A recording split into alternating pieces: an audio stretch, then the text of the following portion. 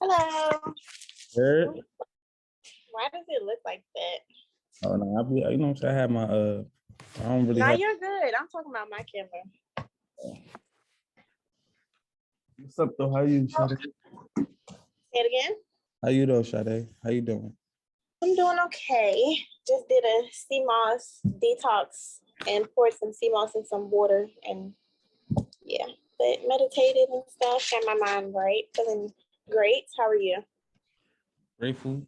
I'm good too. I'm on the CMOS every day. That's, you know what I'm saying? I say You eat it every day? every day. Yeah, I'm Good. saying I bought some and I made it into a gel, but it's disgusting. Like I just I throw can some still maple smell the syrup. ocean smell.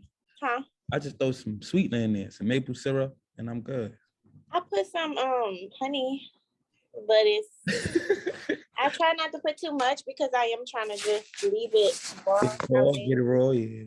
But this is my first time buying it and stuff, so I'm just learning how to make it. I let it sit in water though for a long time. Yeah, the thing is, you want to did you rinse it a lot? So I let it sit in water for like 24 hours and then, 12, and then I put lemons in it and I scrubbed it with lemon juice. And then I let it sit in there with the lemons. And I think the lemons made it deteriorate more. And then I rinsed it again today and I saw all the sand at the bottom. So it's no more sand on there, but that salty flavor. It's not salty. Oh, it's just it stink. The smell is still on there. Because when I ordered it from the person I got it from, it's a friend, but she gets it from out the country. So I get like the raw, hard, salty, sandy. Okay. Well, you know what I'm saying? That's good that you're doing it too, that you're doing the process itself. Yeah. So you know what it's like instead of just buying it for me. So I'm trying to be vegan also. Vegetarian first, then vegan, but I'm trying to detox the toxic shit in my body already. So yeah. Why you want to go vegan? Why would you want to do that? We had this conversation kind of, but I don't like, ever since I was a kid, I didn't like the idea of eating meat. Like when my grandmother would cook chicken and stuff, I would eat it, but I only ate it because it was there. And so as I got older, I realized I really didn't like red meat, so I didn't eat that in 3 years.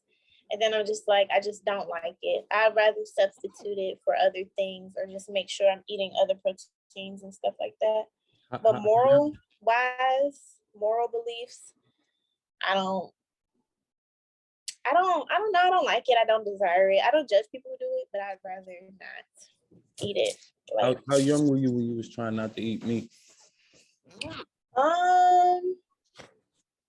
When I didn't like it, I was like 3, 4, 5, like since a kid, like a toddler and stuff. I just didn't like the texture of it. It would throw me off. Yeah. But I stopped eating red meat 4 years ago, actually. Say it again. I was pretty much the same way. Like right now I'm in New York City and I was visiting, I visited my sister yesterday, like my oldest sister. And like, she was talking about it like, you know, like when I was a kid, she used to have to trick me to eat meat.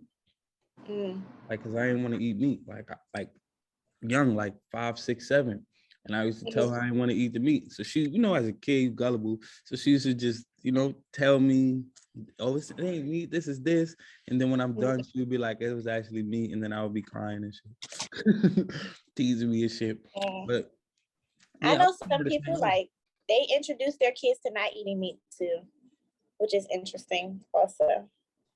I feel like I would be that parent and I would let them choose as they got older, but I think. Since we're on the topic though, like, you know, like, do you care for like the animals? Does that has anything to do with it? I do care about animals. I've never been a huge animal person. I've always liked like cats or like small animals like turtles and like bearded dragons, stuff like that. But I think as I get older and more spiritual, I look at animals as like potential like spirit animals or like spirit guides. So and also besides animals, like with eating meat, I feel like we have to force it. Like we cook it and we season it and like we do all these things to change it. But like fruits, you can eat it raw. So it's just like, I feel like anything forced isn't natural. And so that's also a reason why I don't like eating meat. But I do care about animals. Not really how like people be like save the planet. Save the I don't know how animals to on the explain planet it. and I'm shit. not like That's what I was really asking. the type of person who would like to work with animals, but I do love animals and I don't like killing things. So, yeah. Okay. Yeah, that's what I was asking. Like, are you one of these save the animal type people? You know what I'm Not saying? necessarily, because I think it's nature. I think it's human nature not human nature. It's natural for like animals to kill each other and like be brutal. Like I be watching Animal Planet. To me, it's like that's sad, but that's nature. That's how they hunt and prey and mate and things like that. So I think when it comes to animals interacting with each other, I think it's normal. But as far as humans, So you are you saying that humans are not animals? Like, because I I don't think know. we definitely are animals with just a different type of animal. Like, Mm. ain't no difference. So like animals eat animals, we're animals, we eat animals. So I'm not one of those save the animal type of niggas. You feel me? Like I just don't like it because I just don't like it. And it was just something that was just always just been in me. But like I think that if I was to have like a farm, I probably would eat animals. You know, if I was able to take care of the animals and know how they were treated myself, it would probably increase the chances of me eating animals. You know, it's not that I care about the animal, like this is poorly treated animal. I just don't know if this is real on the counter, over the counter. But I feel like knowing how they treat it is caring. Well, caring about what you're going to eat too. Yeah, it's caring But about me, first of all. Like caring about me, because if I'm gonna kill the I animal, respect it. if I'm gonna kill the animal, I'm killing the animal. It's not necessarily caring or not caring. It's caring about what goes in my body and making sure that it's safe for me. Not necessarily like,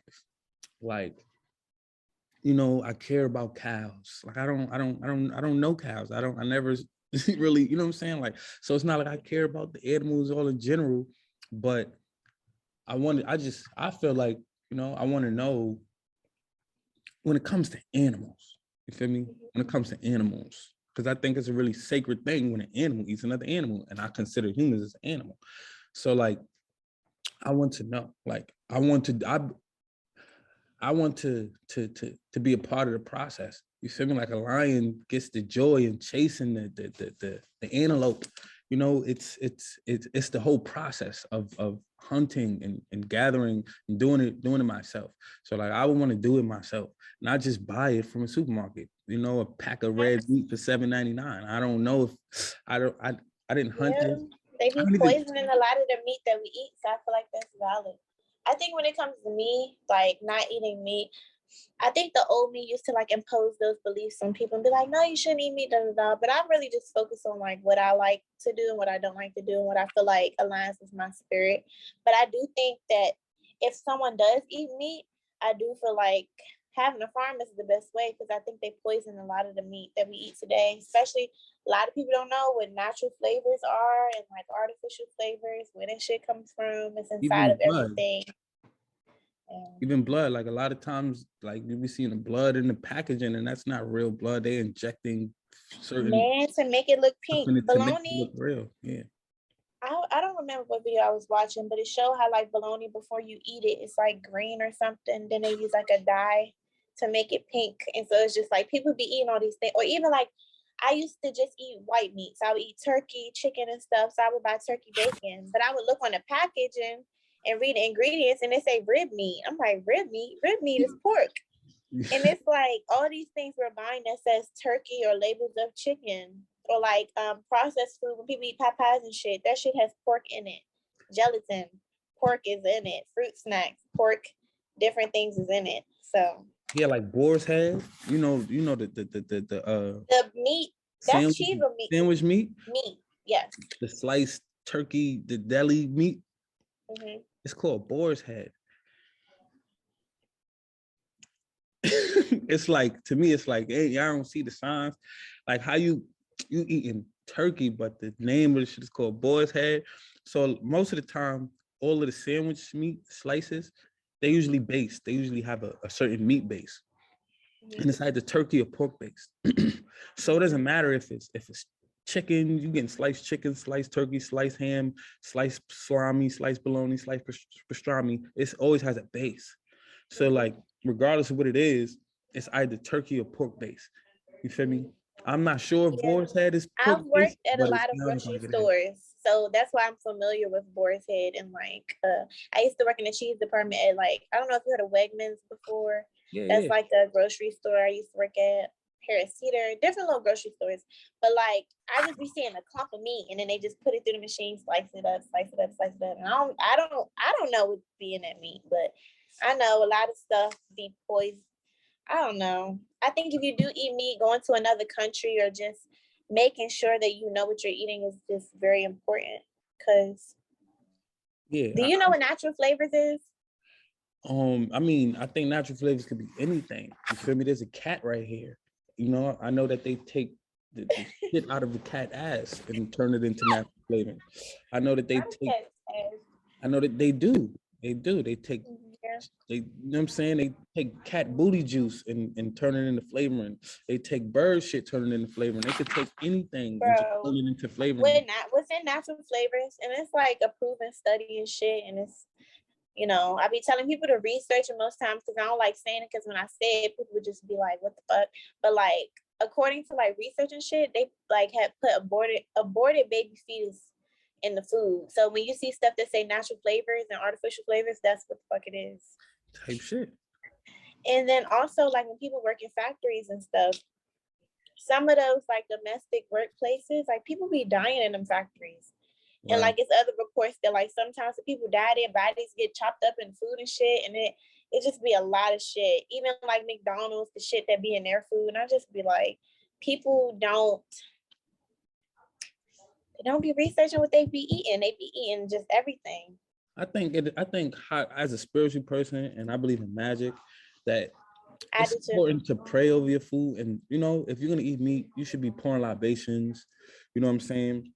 Like, you know, like pouring libations and praying before you eat meat. And the same thing with veggies, because it's not like veggies even better. They playing around with all different types of bioengineering the veggies. So it might not even be genetically modified as fucking fruits and vegetables. Like, even the raw ones you see in the store, when they cut it open, like the middle of it, like, you could tell when it's, sometimes you can't tell, sometimes you can't, but the fruit don't even be real. So in 2022, starting January 1st, they not replaced, but added. So like, you're gonna see less GMO. Like, the term GMO is gonna fade, and they're gonna start calling it bioengineering. So they literally are like going into a lab, and they can literally print, you know what I'm saying, chemically put certain stem cells in a printer and print fucking banana out the bitch. No, for real, like printing. No, I'm laughing because I know it's just insane. Like, and like, so it's getting real. Like, so it ain't like, if you vegan, like, you in a whole different space, you still should be doing your libations and magic over your food regardless, because, you know, and that's what I think they're doing. They're getting people to, quote unquote, hate animal food, like hate food that comes from animals, so they could push the agenda of, we need to bioengineer foods for our safety. You feel me? For the population's safety, we need to bioengineer food, because this is the safe way.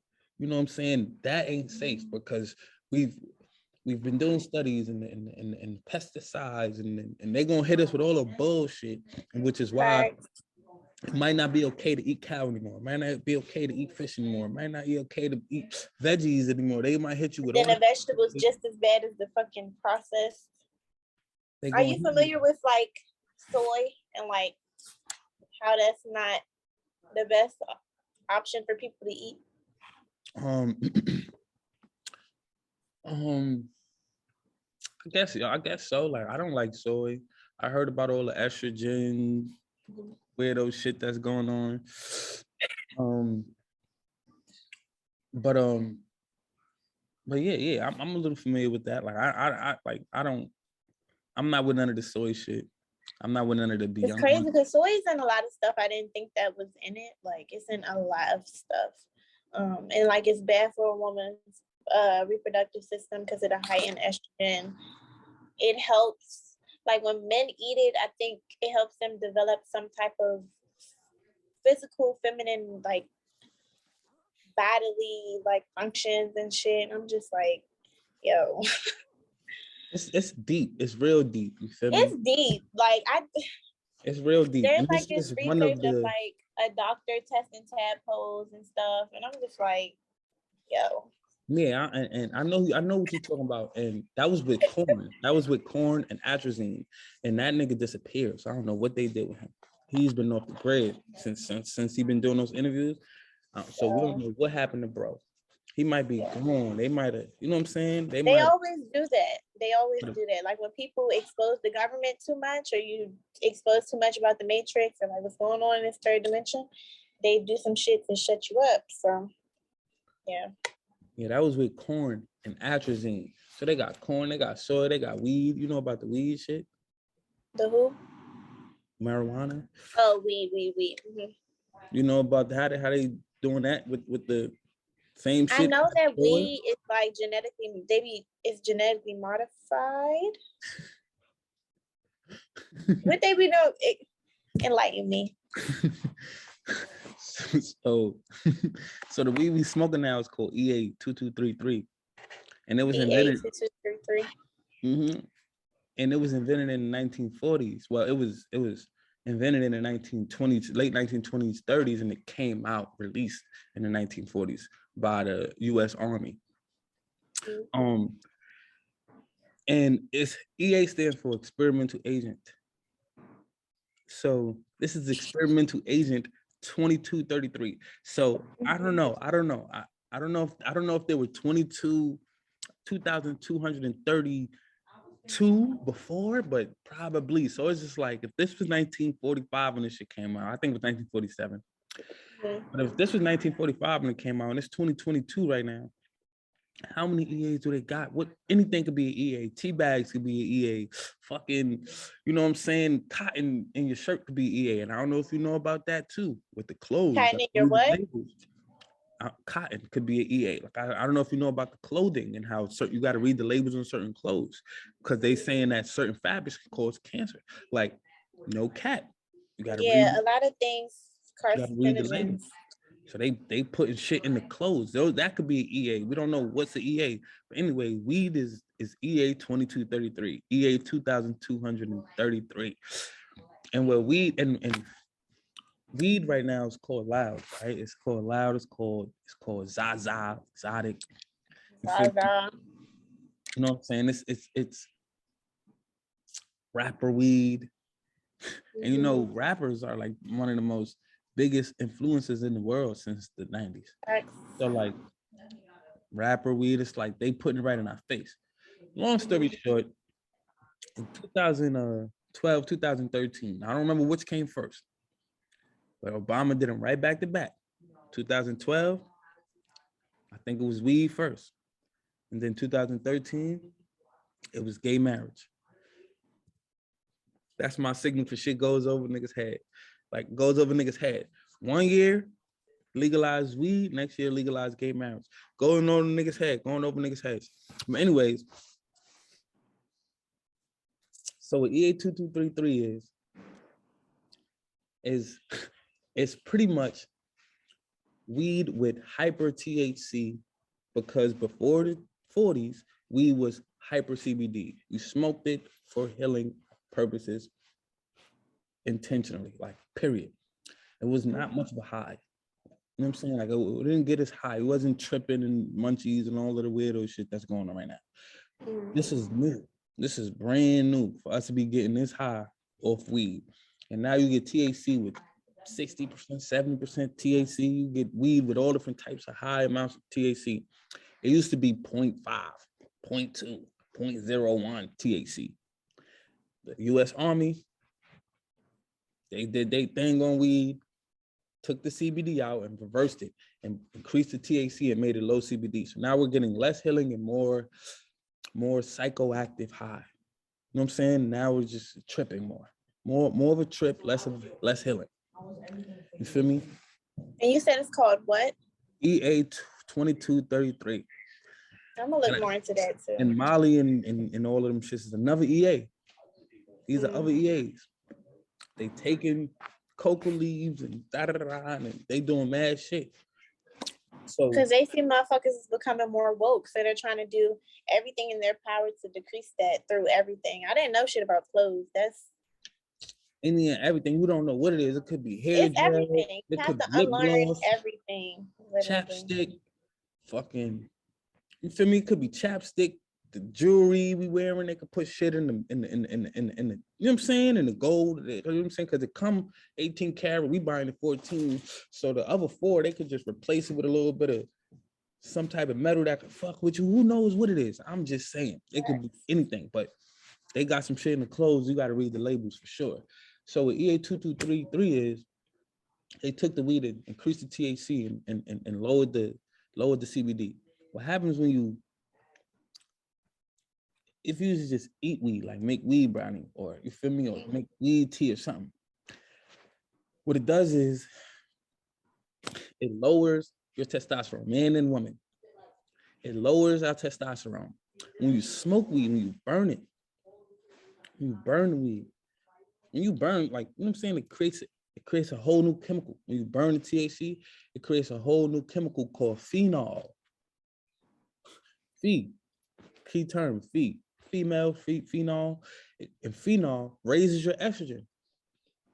So you just by you taking weed, you lowering testosterone, which is why niggas be relaxed and chill and calm and giggly, and you know what I'm saying, because they test out why our testosterones are lowering. We're smoking it, we're increasing our estrogen. Now we're just literally throwing our body off hormonal balance. Your body being off hormonal balance is never a good thing for anyone. You know that. You get your cycle every once a month. Your hormonal balance ain't right. You change. It controls our emotions, our mind state. It's literally chemicals that go throughout our body, hit our brain, and make us act in certain ways. So literally, your body's hormonal balance being off, it's not a good thing. But check this. What happens when you increase the testosterone, when you lower the testosterone, increase the estrogen in the male? 1 + 1 = 2. You feel me? When he has sex with a girl, not even him. We already 1 + 1 = 2 on what's gonna happen to him. When he has sex with a girl, his genes, because it's being modified by his hormonal changes, when he has sex with a girl, nuts in her, his baby is in the womb. The fetus also suffers from hormonal imbalance. So it could be a boy who grows male parts, but doesn't gain enough testosterone because of the increase in estrogen to mentally know that it's a fucking male. That's crazy. And the same thing with women. They come out, because their testosterone is lowered and they increase their estrogen, the woman's body naturally just forces herself to kind of to suffice for the decrease in testosterone. So the fetus might be a woman, but doesn't know, which is why they might want to be a dyke or think they're literally identifying I consider myself a male, because their hormones didn't develop all the way for them to realize that their body matches their identity. So this is why people be like, I was born gay. It's like they really are. Like for real, they really be born and it hormonally imbalanced. Usually, like when I'm out in the public and I have conversations with people, I don't have these conversations with people unless they're open to them, because this society is just too sensitive now. And I don't know, but my theory is how I live life. Anything that goes against nature is not natural. I think life is very simple, and I think people have created so many terminologies to kind of like reframe the meaning of life, when life is very simple. If it goes against nature, it isn't meant to be. And so what you say, 1 + 1 = 2, I'll just say that. But yeah, you think, like, I'm aware of a lot of ways in which like food affects the way your hormones and like your sex or sexual orientation. And people think that it's like a natural thing to happen. It's not a natural thing to happen. But again, these are my views. So I don't impose them on people, but like I know ways in which that happens. So to know that like weed does it too. I know that they do it somehow with water. They do it with food. It's just a lot of different ways. But weed, that's like a mainstream drug, especially for Black people, especially Black men. Black men. For real. You So know, like I said, 1 year legal weed, next year legal gay marriage. Also, like when you think about a Black man, damn, this is not a topic I thought we would touch on, but you know, cool.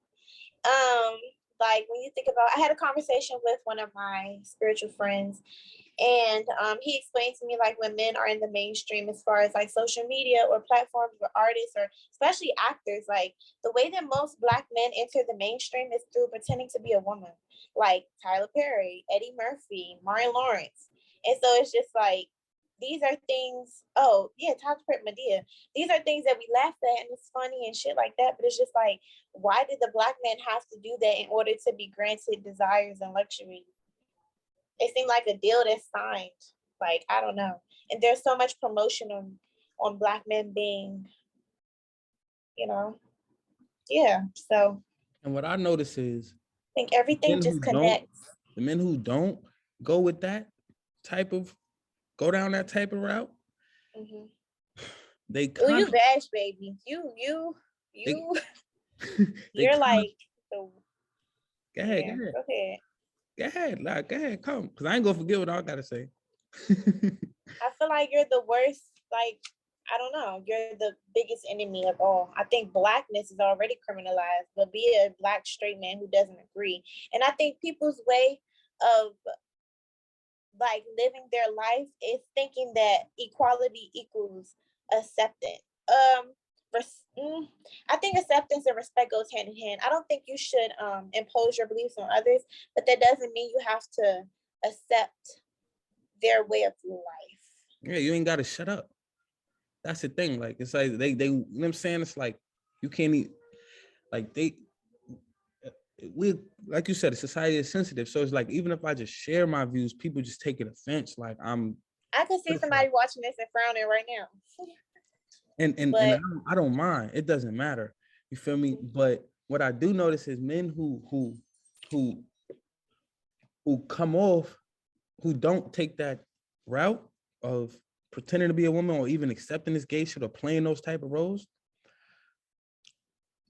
Down the line, they get hit with those charges where they rape 10 women, shit like that. It's just like, it's always like that type shit. It's always like that. And not to say that they didn't do it or not, because you never know. But I'm just saying, like, it's like, you don't see them niggas who play that gay shit get hit with those charges. You only see the niggas who is 100% on some, you know what I'm saying, I'm straight, get hit with those charges. And it's just like, I just be like, like, wow. That's why, you know what I'm saying, like, you feel me, like Tiger Woods, like, he ain't never play no gay type of energy. And then, like, he got hit with that shit. And I'm not saying that's why. I'm just noticing, like, it be them niggas who don't present themselves in that way that get hit with those they hate women type of charges or type of shit. And it's just like, it's either you gay or hate women. It's like, what the fuck? Like, no. So, like, I just noticed that shit. It's like, get hit. Like certain people get hit with those charges. Like, certain people get hit with those. Certain people get in those type of, you know what I'm saying? Get in those type of situations. You feel me?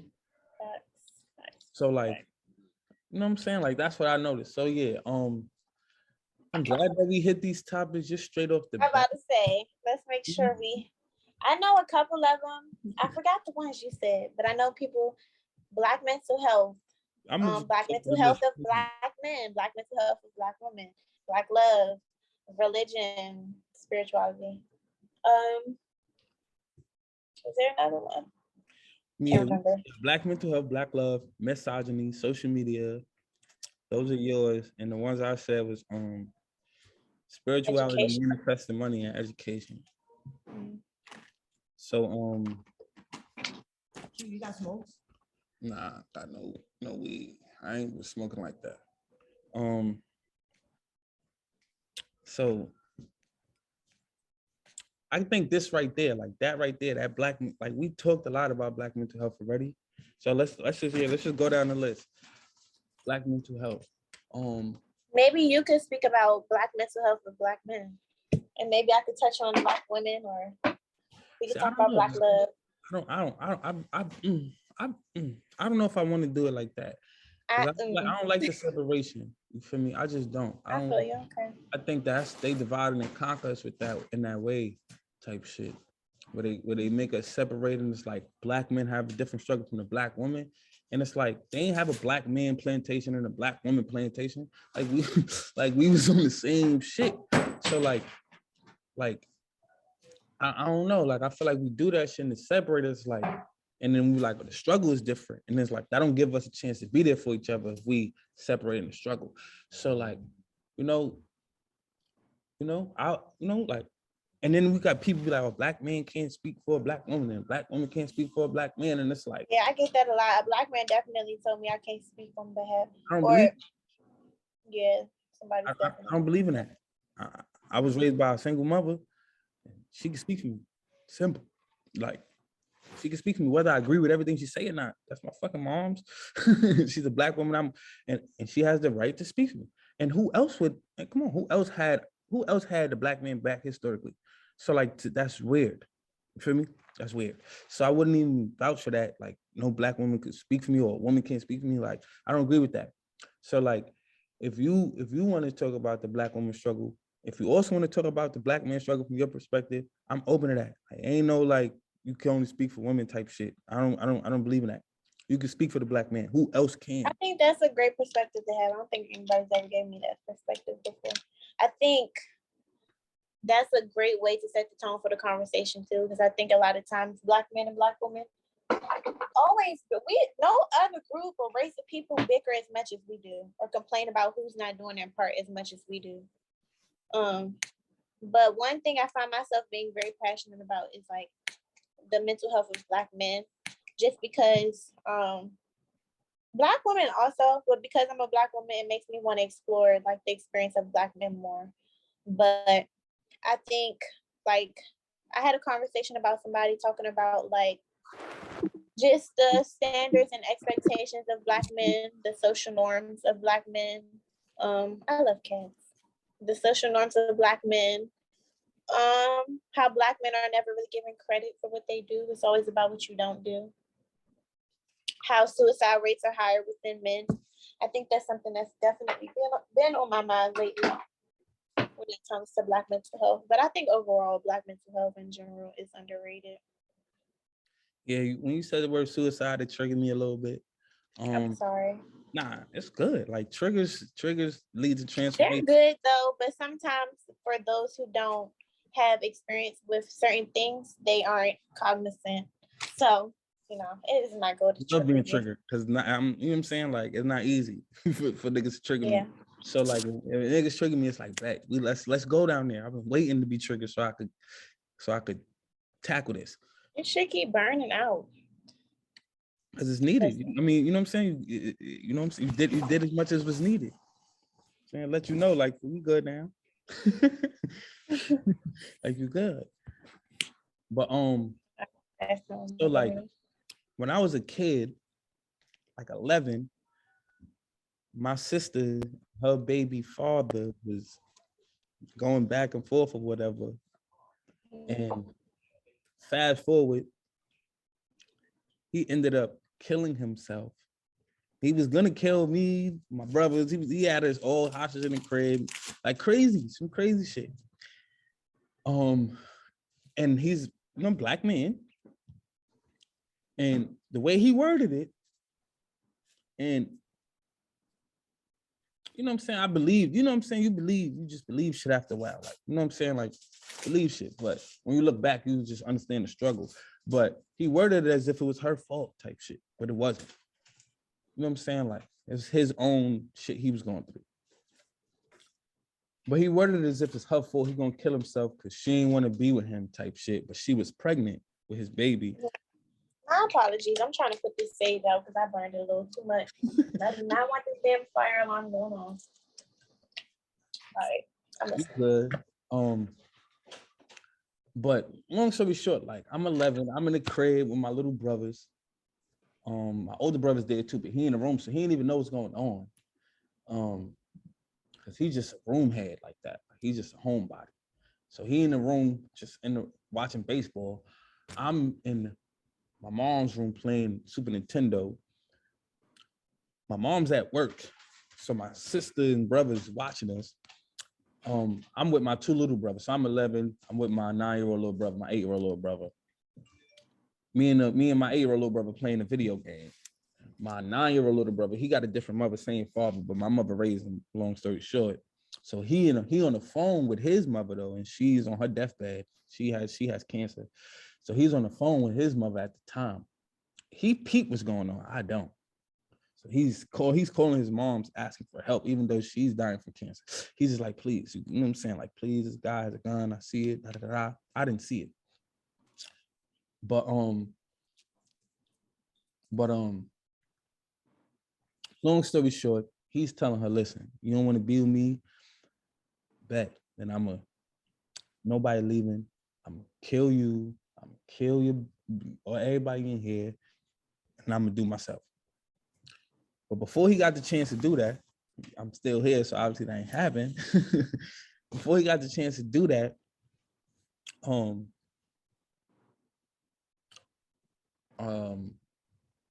somehow my sister got in contact with my mom's at work. Somebody got in contact with my mom's and notified her, and she called the cops. When the cops come to the door and like, you know, they know he got a gun and shit, they at the door with him, talking to him like, step outside. They rookies. I don't know why they always put rookies in the projects. Fucked up. So they send rookies to do this type of job. Like, I don't know why they did that shit. Rookies are scared. Rookie cops are scared. So they let the nigga go back inside to grab his coat. He goes back inside to grab his coat. Like, yeah, like, wow, y'all know he got a gun. Like, y'all gonna let him go back inside to grab his coat? Look at what? Like, he go back inside and grabs his gun and shoots himself. I mean, he ain't hurt nobody else himself, but he shot himself. When I hear one shot, I drops controller, and then I hear 4, 5, 6, 7, 8 more shots. The cops was shooting at the door. They just scared. They just shooting at the door. Outside the door, shooting at the door. So I'm just hearing mad shots. I'm in the room and I just run in the closet. For me. But I tell that story to talk about black men mental health and black men suicide type shit.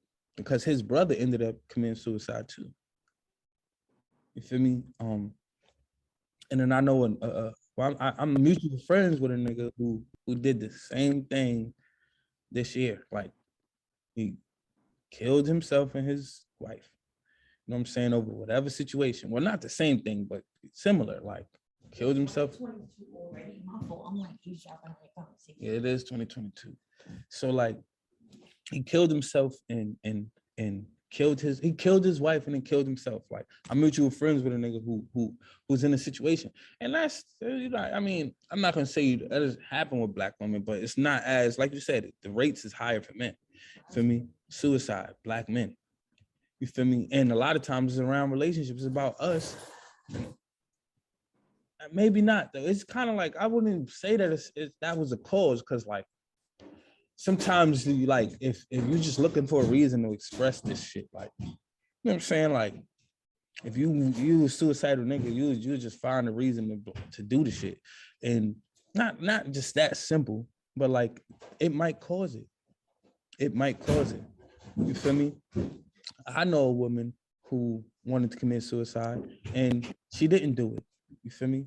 But I don't know if, you know what I'm saying? And I offer my words to her to try to like help her not do the shit. But I don't know if I was able to do that with a man. Been able to offer words for him not to do it. You know, I don't know. You feel me?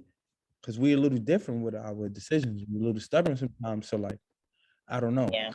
But So like, I've witnessed Black women talk themselves out of suicide, and I've witnessed Black men talk themselves into it. You feel me? So like, and that's in my lifetime, you know. And that was a little traumatizing for me because I was 11 and I'm so inquisitive. When I heard the shots go off, I run in the closet, and my sister runs screaming, you know, Troy kills himself. She just runs screaming through the crib. And I went and peeked in, saw the body, and my brother like, don't look. And I was just like, you know, and that shit just, I can see it right now, thinking about it. And like within minutes, the SWAT came, kicked the door open, lasers in my face. You know what I'm saying? Like, they, you know, when it comes to like cops coming into projects, Black families, they didn't treat me like I was a kid. They just ran through me. You know what I'm saying? Like you know what I'm saying? Like, get down, and just throwing me around like I was a suspect. So like, you know, but like it is real. Like, and a lot of times it's the Black man struggling with something. And that's why I'm like, we don't need to separate our struggle. The Black man has a struggle, the Black woman has a struggle. And a lot of times we get together and think that we're gonna solve shit. And when it doesn't, we blame each other for it. Facts.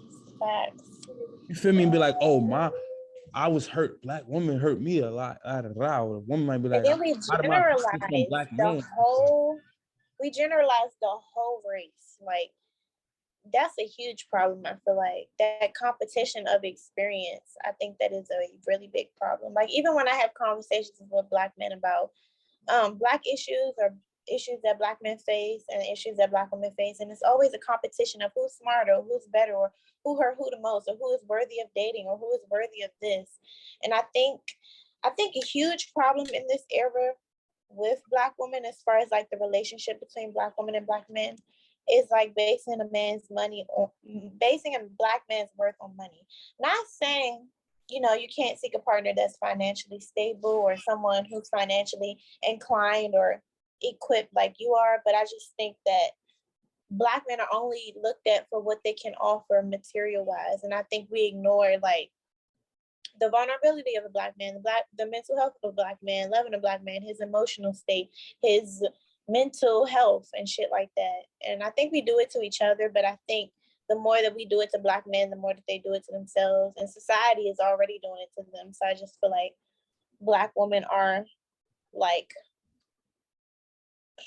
playing a role in it for sure. Not saying that Black women are only hurting Black men, but I definitely think it's the issue between both of us just competing against who problems are worse. Definitely a huge problem, I feel like. Yeah. And then another thing is just like these sexist ideals, I feel like be like one of the hugest parts of it. Like I don't know, like what Black women wear or way that they present themselves on social media. And sometimes Black men are too entitled over the Black body of a Black woman. I think it's just a lot of problems, and it's not a lot of like coming together at all. I think people have too much opinions and we have too much entitlement about how things should be type shit. And one of the next topic is Black love. So we kind of going into it. But like, you know, so like, I think Black mental health period is something that like we take for granted. You feel me? Like we take that shit for granted, and we take Black mental health for granted. Like, which leads to like having struggling with Black love, because we come off entitled as if I want a man to do this or I want a woman who do this. It's like, do you even know what you need to be wanting? Do you even know what you have to offer to be talking about what somebody can give to you? Can you reciprocate? That'd be a lot of the problem too. Like, people want something they can't even give. Type shit. So literally, like, do you know what you have to offer? And do you know what you need? Like, period. Like, both of them. Do you know what you need to grow? Do you know what you need to be healthy? Do you know what you need in your life? Like, do you know what you need? Because a lot of times we put our wants first. Like, because we want a certain amount of money. I want somebody who can help me get it. Because we want something. It's like, but do you know what you need? You feel me? Like, do you know what you're here for? Do you care about what you're here for? You feel me? Do you have a sense of self-identity? Period. Do you even know how to, do you even care enough about yourself to be grateful for what you have in the first place? A lot of times we're entitled. So we come off expecting certain things. We expecting people to behave a certain way, to speak a certain way, to act a certain way, to look a certain way. And that's it. It's or like need them to be what you want them to be. I think that's another problem. People don't accept people for who they are anymore.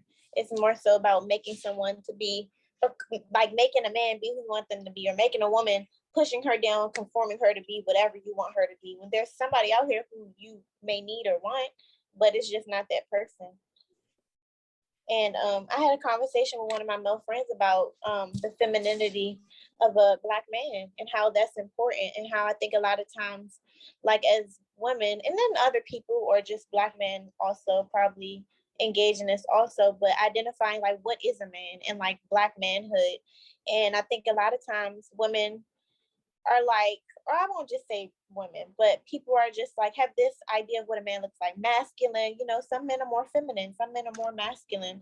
But I think a lot of times we ignore the femininity of a man. We ignore his emotions. We ignore, you know, the fact that he needs nurturing. And so we push this, be strong, be this, be that, be that. And I think it pushes Black men in a box where they feel like they can't feel. And sometimes that may be the reason why they want to end their lives, and like it's like this peak of like explosion where you just can't take it anymore. So yeah, I think that's important also. Right. I think spiritually, like we all have a you know, like we all came in this in each of our bodies respectively to receive certain lessons. Thanks. So all of our experiences is purposeful. And I think we have certain experiences that we try to act like shouldn't have happened. We don't see the importance of it. We don't see the relevance of the shit.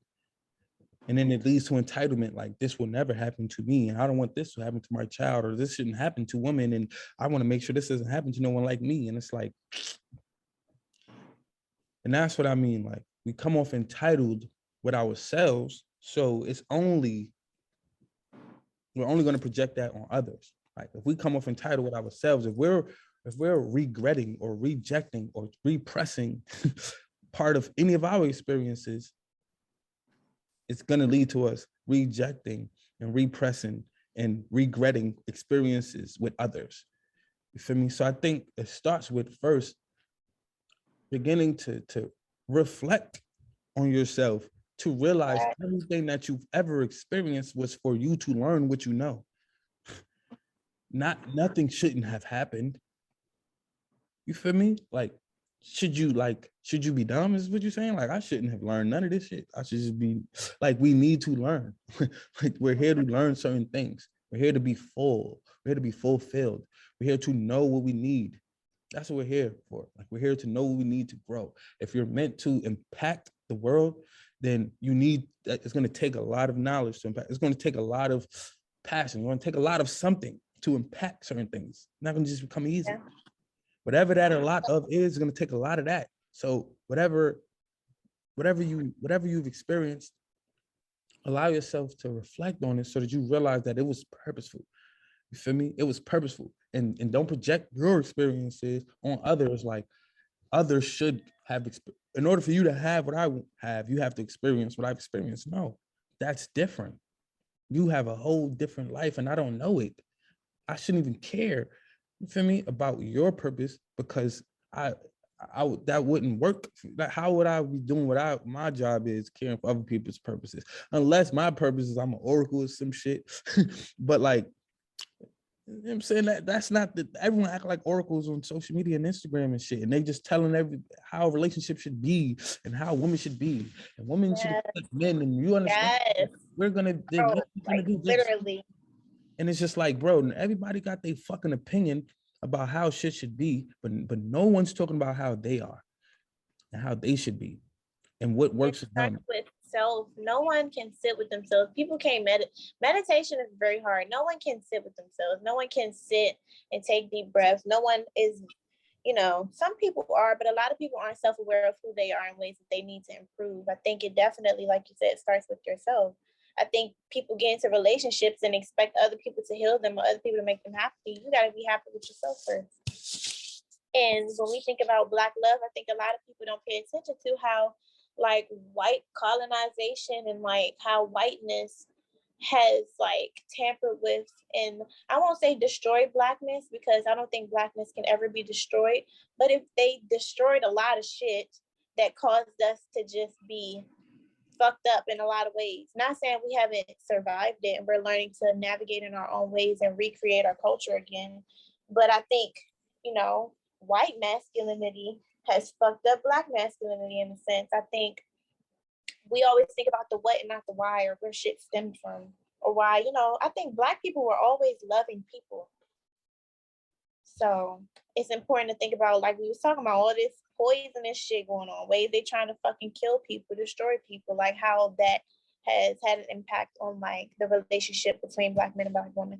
Feminism too, that shit was made to fucking destroy Black households, especially white feminism. Like that shit wasn't even for Black women. And there's Black feminism, so like Black women have found a way to make it more inclusive with them, but it just seems like a man hate train or male hate train. And so I think finding a way to come together is very important. We're very divided. Even in conversation, even with topics, it's always me versus you. That's what it feels like. Right. And it's like, you know, we are nothing without each other. We definitely need each other. And another problem is like this independent movement with women. It's very important to have a sense of independence and like love for yourself and things like that. But like at the end of the day, you need a man in general to reproduce, to build a healthy household. And African people have always been a communal people. So it's just like this independent movement, like for example, we're gonna take Megan Thee Stallion, City Girls, right? These bitches, these women, sorry, they're sitting here rapping about use a man for his money and all this stuff when they at home laid up with their men. They not even living the lifestyle they telling you to go live. And I know a lot of women would hate for me to say that, because a lot of women like the fact that, you know, when you go through a breakup, of course you want to hear a song saying F that nigga, da da da da. I've even listened to music where like I would go through something with somebody and then make me feel good, make me feel like, you know, feeling my worth. But it's like, why does it have to be violent? Why does it have to be, you know, why can't you listen to soulful music and feel stimulated? Why do you have to listen to using your pussy? Vagina is power. It's power. That's why a lot of women can use it to their advantage. But why use it for lustful needs? Like, I feel like it goes to show, because these want Cardi B. I don't cook, I don't clean. Let me tell you, I got this ring. She be cooking, she be cleaning, and she married, and she pregnant again, and she just had 2 kids. Like, these women are having families, and they're telling you to go be a hoe. Like, not saying nothing wrong with go, you know, live your life, do what, have sex with you want to have sex with, and, you know, do what makes you happy, but do what makes you happy. Don't, like, we're fanatics of these humans, not regular people telling you to go do all this toxic stuff. Men too, about to get on y'all too, F bitches, da da da da, shoot my op, da da. It's just like a lot of things that just, music is so important. It has such frequencies and hertz and all of that stuff that just like controls everything. Like, all right, so I'm sorry, I was jumping from topic to topic, but I'm loving it. Check this though. I want to piggyback on a few things you said. Okay. And also, I have to use the bathroom in a second, so I'm gonna end up taking a break and muting it, and yeah. All right. So let me just say this real quick. You feel me? You mentioned how white masculinity fucked up Black masculinity, and also it fucked up Black femininity. I agree. But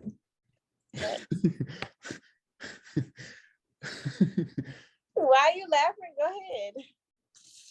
We do need each other.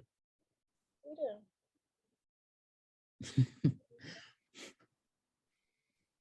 But when it comes to, I don't know, you mentioned something about like like you worded it like we, you know what I'm saying? Like some along the lines of like, in order for us to procreate, we need each other. Some along the lines of that, right? Like, you know what I'm saying? Take two to make a baby. You didn't say these words, but you mentioned something along the lines of that. And it made me go in the camera like, what? Like, huh? So high key, high key, I'm not sure if that's, if that's 100. Like, I'm not sure. And that's the thing, like, we don't know our powers. So we think that like on the physical level, the woman can literally create a child without a man. Explain. The woman has a fucking an egg. Man has a seed. Mm-hmm. I don't know nothing else besides humans that work that way, where seed needs to make an egg hatch.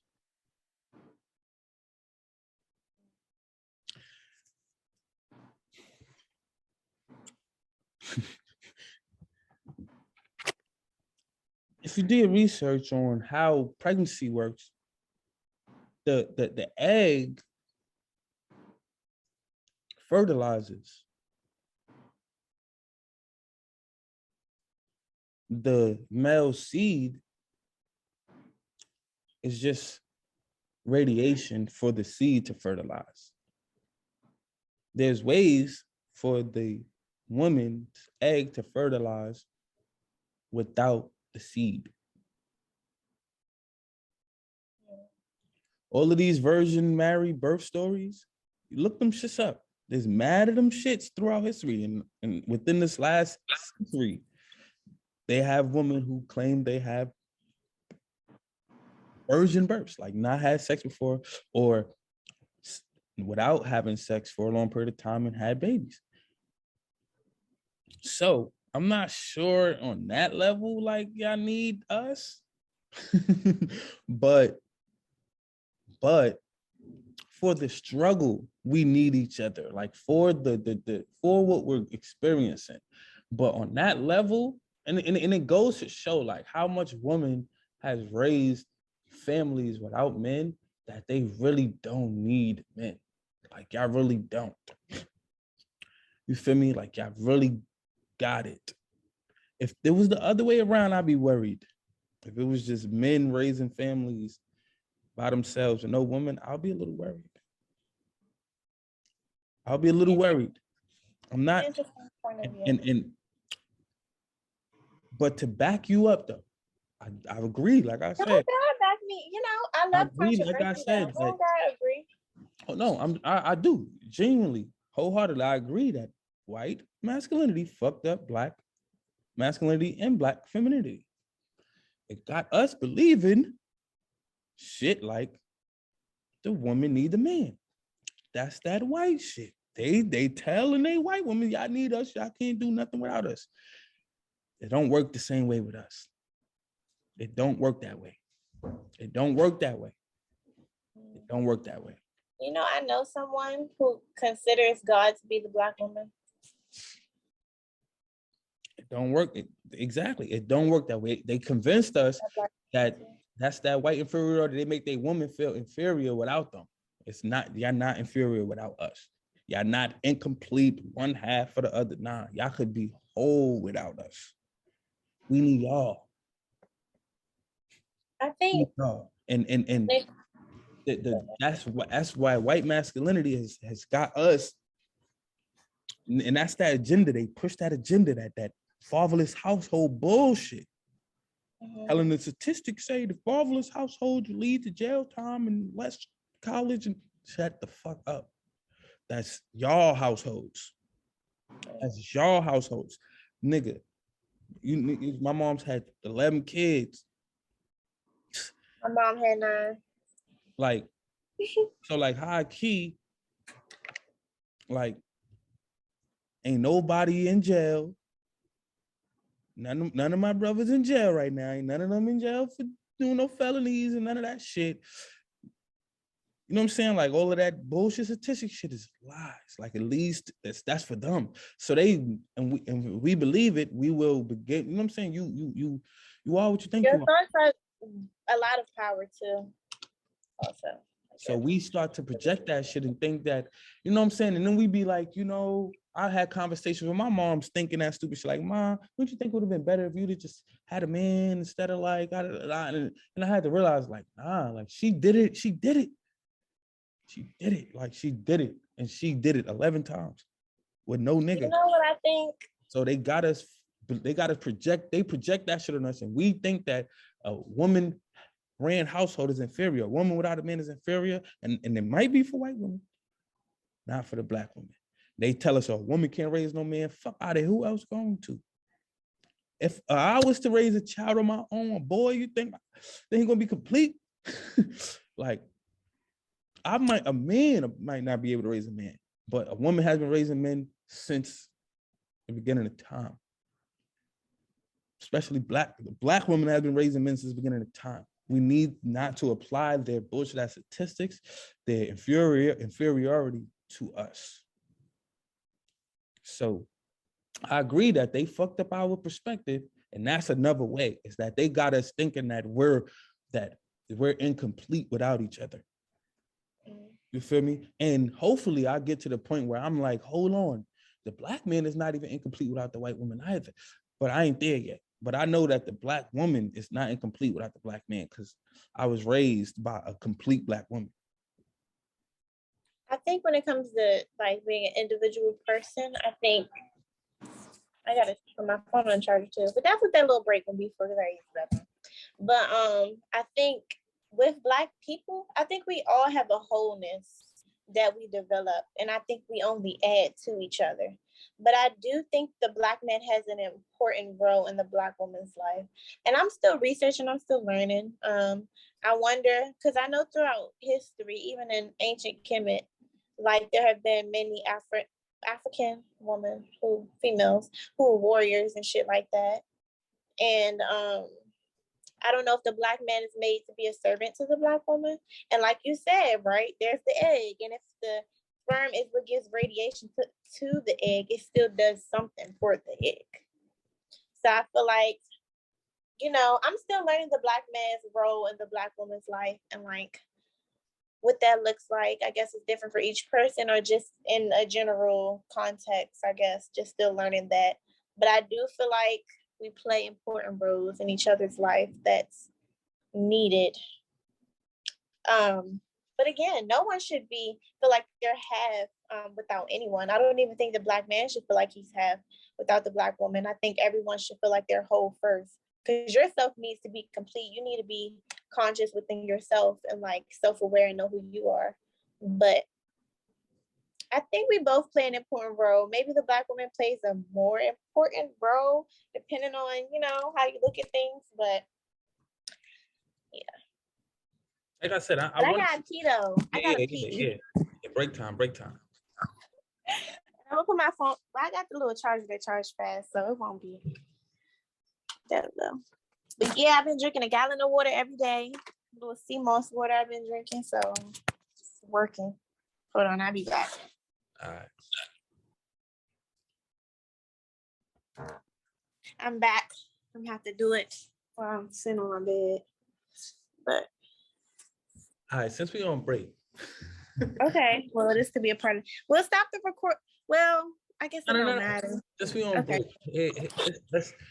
Let's share some poetry. Ooh.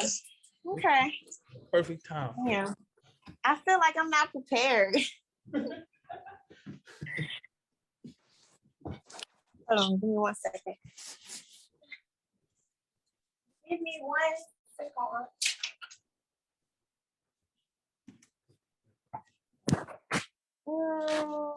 Yes, you want to go first? Lighting is terrible. Sure. Let's see. Pull up some stuff. See, some of my poetry I do know by heart, but some of it I don't.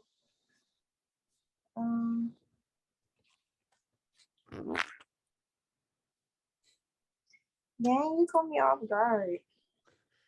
The day that I met you, Mercury was in retrograde. And I feel like it opened me up to something that I've reopened up a whole new. Oh, I thought you, hold on, wait, this a poem? Nah. Oh, I thought you was spitting some poetry. I'm like, oh, okay. That's a fire beginning to a poem. Hold on, let me write that down. Oh, okay.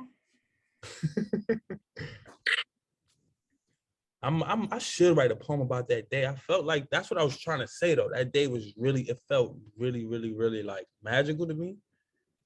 Right. I feel like the energy in the room felt healing, like not even just because people were like saying certain poems that were just really good, but I just felt like a spiritual aura from like people, some people. I don't know exactly who. I think the first person who presented the poem, I think you. Some of the poems that were recited, I didn't find too useful to me, but they were unique. But it was nice. That was my first public poetry slam. Some three little kids, some three young boys who went up back to back after each other. Mm-hmm. You know what I'm talking about? The white boys? Nah, three little black boys. They was yes. was like 19. Yes, I do. I feel like all of them was needed. And like only one of them was like had like a poetry style, but the other two, I feel like their words was needed, their vibration was needed. I wouldn't say it was high or whack. It was just needed. Type shit. Like one of them did like the I'm Too Black poem type shit. Yes, bro. And you could see his nervousness, but his words was powerful. You could see he was scared. You could just feel his energy was just scared. You feel me? Like, he wasn't a poet, but I felt like I needed to hear that. Facts. I got a poem. Cool poem. I wrote this, and it'll be 2 years ago now.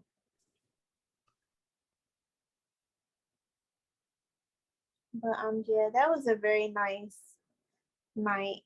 I think it really set the tone for like future poetry slams I want to be a part of and just attend in general. I think it's a very sacred space to be in. A lot of creative expression. You could tell your secrets, tell things you would never say out loud. I mean, any other first, if you're not ready, I could go first. Yeah, go ahead, go first. Type shit. So yeah, the day that I met you, Mercury was in retrograde. You know, Mercury is the planet of love. Like, I felt like it opened me up to like, you know, to a love that like, you know, poetry is like, you know, like a love, one of my loves in my life type shit. And like, I don't go to open mics. Like literally, I do not do that shit. You don't? Shit, that look like you've been practicing or you've been an expert at. I mean, I used to host open mics back when I lived in New York City. I just moved out here like November 2020. And I host open mics since like from like 2014 to 2020 before I left. So, but I developed like a love-hate relationship for it. I love to perform, but I just hated all the energy and feeling everybody fucking traumas and shit. So I'm like, I just stopped going to open mics for that reason. Like, I don't got time to be hearing everybody bullshit. But I think it was Mercury in retrograde, like, let me love poetry again, like, let me back there, because I literally went for nothing, like, random, like, just wanted to get out the house. For me, literally, like, I'm gonna go out the house, and I Googled it that day. It was not a plan. For me, like, because I don't even know about open mics in DC. Like, I don't even know about them shits. So, like, I was just like, is there open mics in DC? Do they have this shit? Like, in New York City, it's easy to find, but I just, like, I researched, like, literally 2 hours before that shit and just, like, went. It was just so random. And I think it was, like, Mercury leading me there, like, opened me up back to loving myself, loving poetry again, loving open mic again. And I felt like it was people that I was meant to meet too, type shit. So I just want to say that, like, there was a few people that like I felt like you know, like all of the like I was attracted. I usually hate open mics to hearing everybody bullshit, but I was attracted to the shit. Like it felt different other than other times where I literally walk out and niggas poems. I don't give a fuck. Like, cause it's like, I don't want to hear this shit. Like, I felt attracted to listen. I felt different. It felt really good for me. But yeah, I stopped writing poetry too. Like I usually write music, rap, and sing and shit. And then like I wrote a poem. Like off after that night, it made me like I want to write poetry again. And this is what I wrote. And I'm still working on it, but this is what I got now. Because when I write. All right, so niggas think because they vegan and they meditate, their problems gonna be solved. They don't tell you once you start healing, all your problems, they revolve. They evolve into the new version, like you trying to become. More money, more problems. How much problems do you want? Pick your poison. Once you clear your mind, it gets noisy. The universe is mental. Do you think you got choices? Everybody hear voices. Who listen to the right one? Matter of fact, who listen at all? Because ain't no wrong. Nah, who the fuck do we listen to in this environment? The old folks telling you the enemy is hiring, young niggas hustling, young bitches lining them, dotted line they souls hoping somebody signing them. But they don't see the signs though. We blind far as the mind go. I don't believe in time. I can thrive in any time zone. It's so a frequency. You know that you a God, right? Let's call a spade a spade. You just got to play your cards right. Acting like an animal, but think you humane. It's the same thing. Can you master each plane, God? You complete all the parts. Arm, leg, arm, head, Allah. There's more than 7 chakras, but you think that you tapped in because you know the seed sounds and hum sacred black hymns. Lam, vam, ram, yam, ham, I'm on. Memotep, you want peace, but there's war at your home. My mom's was my pops when my pops wasn't home, and he was never there. She did it on her own. Immaculate conception, 9th child out of 11. As above, so below. You in hell, this is heaven. Can't nobody teach you. You'll reach it if you're ready. Ain't no such thing as a secret. They won't do it if you tell them. Information, knowledge, and wisdom ain't the same. You ain't a real player. You just talk a good game. Information, knowledge, and wisdom ain't the same. You hated school, but expect your kids to love it. That's a shame. Hold on. Black woman, black man, white dreams. It's European to call a bitch a queen. I know that went over your medulla. A king is a king. Fuck the gender of the ruler. Money over bitches, definition of misogyny. Believing you're the body, you'll be suffering till you're out of it. You either think natural or you think logical. You programmed by the system or your ancestors guiding you. But either way, I'm proud of you. Walk your own path, nigga. Do what you gotta do. But if you ain't tapped in, you a dead man. And man means mind, and your brain is a headband. Exercise it before you get amnesia. Forget that I want you, but think that I need you. Know yourself before they make you a believer. If you sick of living life, know that death is a placebo. You can't see straight like Debo. I don't give a fuck. Hold on, run it back. Well, hold on. Death is a what? I'm sorry to cut you off. I'm sorry. That shit fire. Hold on. Go ahead. You know what the placebo is? Hell yeah. That's why I'm like, repeat this. Death is a placebo. Man, oh my God. That's a deep ass line. If you ain't tapped in, you a dead man. And man means mind. And your brain is a headband. Exercise it before you get amnesia. Forget that I want you, but think that I need you. Know yourself before they make you a believer. If you sick of living life, know that death is a placebo. You can't see straight like Debo. I don't give a fuck if you vegan or you keto. It's the food that you put into your mind that'll free you. Be careful what you think before they let your thoughts eat you. And know that your day coming soon. I ain't scared of death. I've been in the upper room. We don't get me high, I just do it for the fumes. Hold on, we don't get me high, I just do it for the fumes. Microdosing shrooms, now I'm always on the moon. Don't try this at home, you'll be doomed. I've been this type of nigga since straight out the womb. I was born high, my life's a cartoon. If you wanna fuck with me, you gotta go through my goons. My ancestors might burn you. I manifest using spirit like Timmy Turner. Mistakes are lessons, and I hope that you learn it. Some niggas want to hand out, some niggas want to earn it. Type shit. I want to hurt niggas' feelings with that one. That shit fire. First of all, niggas probably be listening like, what is he talking about? That shit is fire. Is damn. Okay. when you first started, I felt like you were speaking the whole like first part of the conversation we had. I feel that same shit. Like I'm like this whole conversation. I'm like, the because the shit you were saying, like about just everything you just said in your poem, we was just talking about. That's why I wanted to spit it. I'm like, nah, I gotta share this shit. That shit fire. Okay. Look, That's good. I fuck with it. Not only is like the rhythm and the poem just sound good when you say it, but like the words in the poem. I feel like you got to be very intellectually inclined and spiritually inclined to understand too what you're talking about. Because yeah, it's gonna hurt niggas' feelings with that one. I'm gonna hurt niggas' feelings. I know I'm gonna hurt anybody who's not thinking deep enough. They're gonna be like, nah, he bugging type shit, and take a lot of this shit too serious. And don't look in between the lines. I fuck with that. I'm trying to figure out which one I want to do because I have a lot. I have 2 books of poems. So, yeah. But I think I'm going to do one. It's called No Hope, No Peace. Okay. How did you find me? Maybe my tears run fast enough to reach you as slaves picking cotton on a hot ass day and you can't stop because you got to do a mass and say, I'm tired of being struck over and over again on this black body, running laps in this race without grace while my white counterpart can take a break and I can't afford one. Keep going. Hearts pounding out of chest while bloodstains match how we dress. Bullets travel through spinal cord 7 times and you handcuffed to a bed after being paralyzed. I'm numb. The death of childhood friends down before the age of 18 replaying my mind. I want to go cry in the hole this time, but unfortunately in America, I can't hide. I'm scared to walk out the house every fucking day because being black is scary. Gotta watch my back every time a white person is near me. I ache because the black community can never take a fucking break. I'm tired of those who dig nail and skin but claim we are the ones who commit sin. Please stop. Kneeling on the necks of my people on your floor. All we ever wanted to do was smile a little more.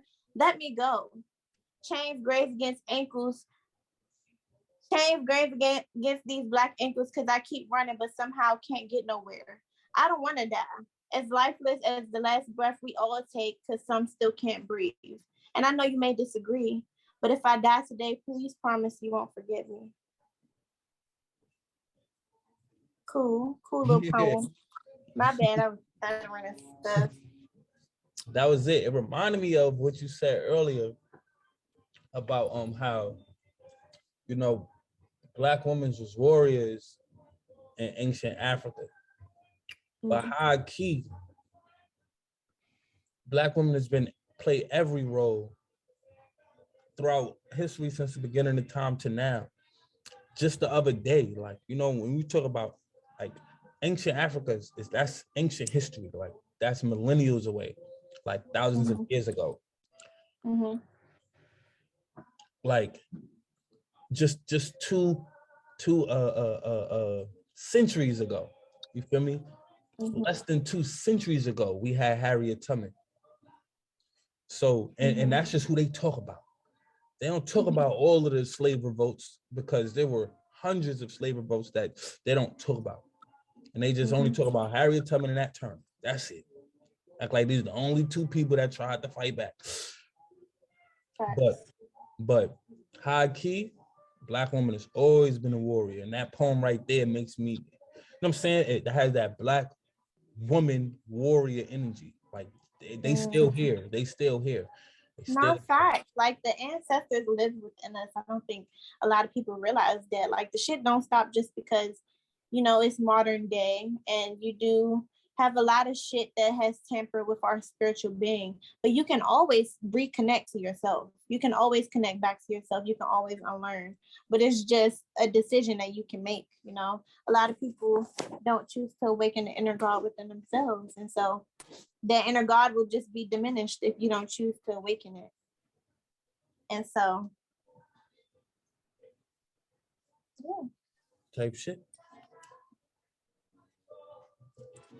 You got any other poems?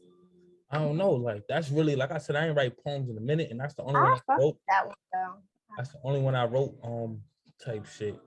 Let me see. Like,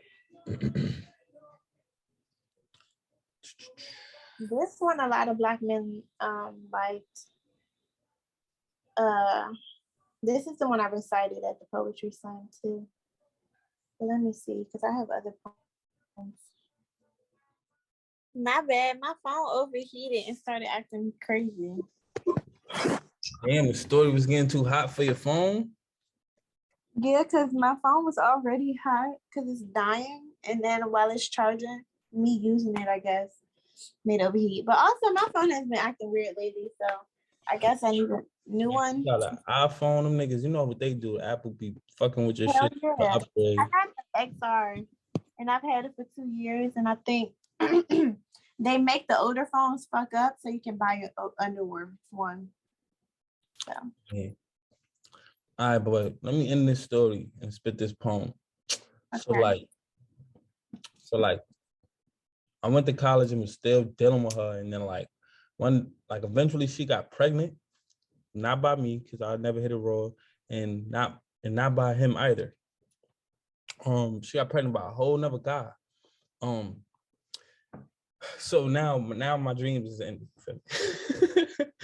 Now my dreams of being with her is over. You feel me? Like ain't nothing. It's over now. But long story short, in the hood, there was some girl I saw, and I was like, "How you doing?" Da, da, da, da. And I, got her number, and she was like, "Oh, it's my birthday. I'm having a party, and I come through." Went to the party, not knowing it's the op spot. I went to the party. Shorty was there with her baby father, and the ex nigga was there too. So like, I guess that infuriated him to see me, the old nigga who was in between him and her, and the new nigga who now got her. Feel me? Maybe. Yeah. And he just wanted to do something in the moment. So he, you know what I'm saying? Was just staring at me all up in the party. And I'm just like, why are you looking at me, bro? And then I woke up to him and I'm like, bro, like, you still mad about this old shit? Like, she obviously not think about none of us. Fucking, and he just straight put his hand on his hip. He just straight went like this. And I grabbed his hand. Now we tussling over the, we're not tussling, but not tussling, because I just grabbed his hand stiff and just straight like I'm holding hands with this grown man. Like I'm just straight held his hand and made sure that gun stay where it's at on my Detroit urban survival training. Yeah. I just straight grabbed his hand and like I'm like, this. Can you still see me? Does it look like I'm like sitting? I can see you clearly. You good. Does it look like it's turned the wrong way or something? Nah. Okay, cool. So like I straight grab his hand on my Detroit urban survival training shit. And like I'm like, bro, let's walk, so let's talk. You feel me? And then we like walk outside the party. And like as we get to the door, he like, woo, we go woo, and like 10, 15 niggas come outside. And I just go back in the party like that's whatever. And I just in the moment knew I was about to die. So I just started texting all my friends and shit like, yeah, it's over for me. Pray for me, y'all. Texting my mom, I love her. Texting, and I just knew like these niggas about to kill me. It's whatever. And I came to the party dully. You feel me? I came to the party with one nigga who pretty much was pussy. He ain't do nothing to help me out, at all. And if I ever put this video out and he hear this shit, I don't care. You know you pussy. You ain't help me. You wasn't gonna do nothing. But anyway, because high key, he was there and he like, yo, I'm like, yo, bro, like, I'm talking to him like, yo, bro, you see what's going on? They really, he like, I'm gonna go talk to them and see what's up. He came back and was like, bro, they said they're gonna kill you. I don't know what to do. Like, he let me say, you don't know what to do? You ain't like, where's I got you. Like, you feel me? Like, I got you, bro. It's whatever. Like, you feel me? I'm gonna do that. You know what I'm saying? But it's whatever. You feel me? Like, it's whatever. It ain't like he ain't old. You know what I'm saying? Like, it ain't like he wrong for being, you know what I'm saying? Not putting his life in jeopardy for some other man. Like, that's whatever. Anyways, but no. I mean, I ain't gonna comment. I ain't no comment. Go ahead. Yeah, like it's whatever. I ain't holding no grudges against bro. Like I ain't mad at niggas. Set this shit right.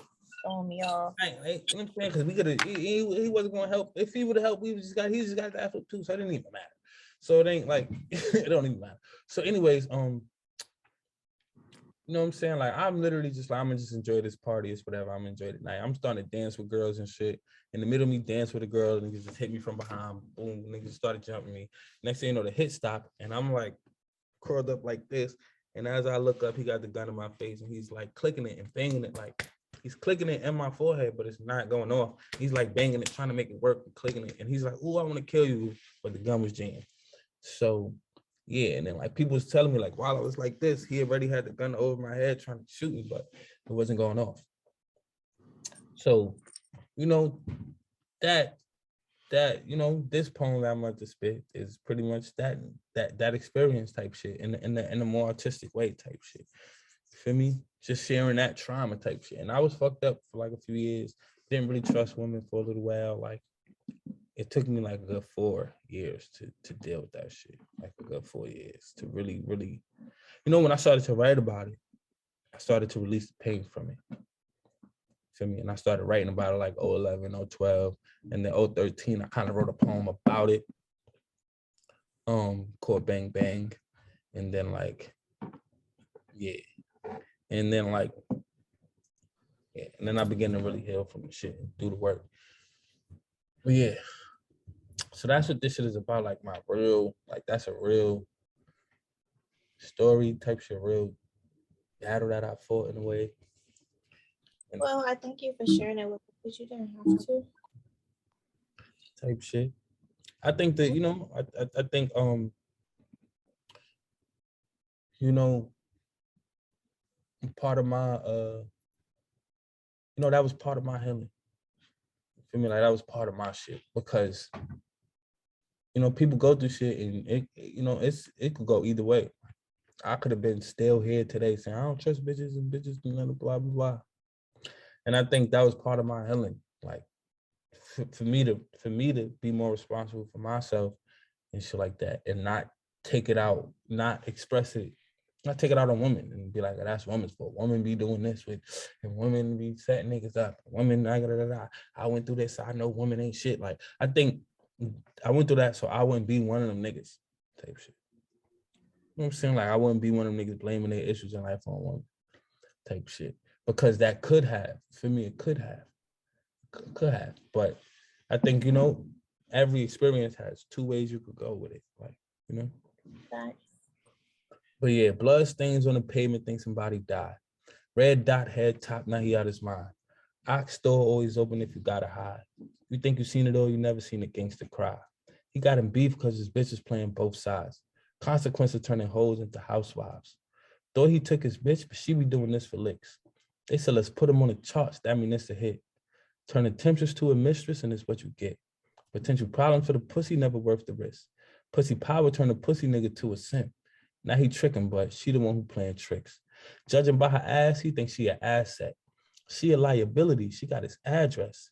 And she sent it to his op, to his enemy. And he think he on top while she on her knees. But he off the ledge, off with his head.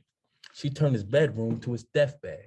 And she at the funeral at the front row, sitting with the family because they don't know. Like ain't nobody noticed that she didn't cry. He made it easy for her. She ain't even have to try. She sucked him dry and got his brain fried. And then called the cops to report the crime. Like blood stains on the pavement, think somebody died. Red dot head top, now he out his mind. Ox store always open if you gotta hide. You think you seen it all, you never seen a gangster cry. I shed tears when I realized that I couldn't kill him. The bros in my ear like you gotta get him. That bitch for everybody, boy, get out your feelings. Just use that as a hook, then let's go on fishing. That ain't even my main, why she do that? She know her crib is where I keep the tool at. He should have checked the Carfax before he test drive. Cause now I got a bird I can't let fly. We ain't shooting in the air, but we duck hunting. When I see him, MC him, I'ma touch something. I got a plan, let's invite him out to her function. We gonna have a little dance and I'ma gun buck him. The dumb fuck came to the party too. When I seen him, I was stuck, I could hardly move. Put my hand on my hog, trigger finger itching. Made the signals to my dog just to go and sick him. That's when he noticed we was on his body. He tried to speak to me, but I didn't want to talk about it. This might be your last night, just enjoy the party. This might be your last night, boy, enjoy the party. I Told my dogs to sick him, don't waste a minute. They beat him to the ground, but I let him get up. Put the gun till his head, then I pull the trigger. But if the gun wasn't jammed, then it would be blood stains on the pavement, think somebody died. Red dot, head top, now he out his mind. Ox store always open if you gotta hide. You think you seen it all, you never seen a gangster cry. Type shit. Oh. See, I'm a huge like empath. I mean, I feel like as I got older, I've grown out of it in a sense where I'm very compassionate and not just like emotional, but I don't know what I'm saying. All I'm saying is that was a good poem. I fuck with it. Even when I first heard it at the poetry slam, I was just like, some real shit. And I think like it's so amazing how such like horrific experiences or like traumatic experiences in life can bring about the most beautiful things, especially with like artistry. Yeah. Type. All right. So I think this is a really long call. It is. It is. Like we can kind of do part 2 another time. Mm-hmm. You feel me? But with it. But should we like kind of talk about another topic just to close it out?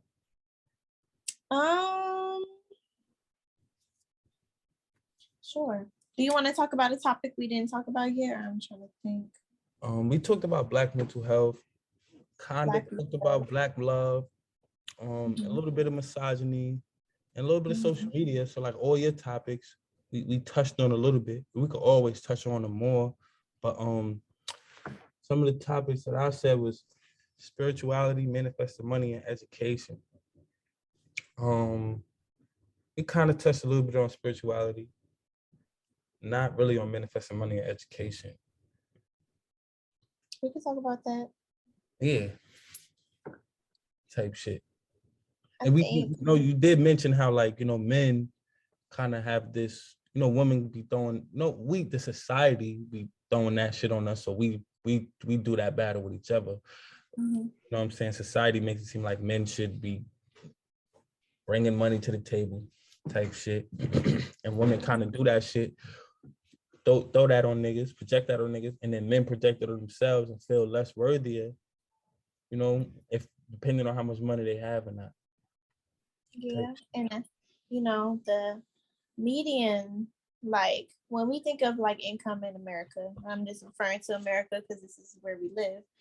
But like when we think about median income, the average Black person doesn't even meet median income, let alone a Black man. And the average salary of a Black man that does conform to the system and wake up every day and does the 9 to 5, I guess the legal way of like doing the right moral thing as far as making money, the Black man is not, most Black men are not going to make a lot of money that way. So when a lot of Black women be like, I want a man for money, you want a nigga that's going to do it the illegal way, because it's very hard for Black men to get jobs in this society.